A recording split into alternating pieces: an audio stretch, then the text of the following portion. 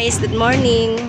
Mga ka-Reels, birthday ngayon ng aming isang kakulinary. Ito, nagkaldereta kami at kanton. Pang-apat na araw namin pagluluto sa church. Dahil sa mga activity, ito po ang aming gawa. Ito po ang aming ministry dito sa Jesus is Lord Church, Antipolo.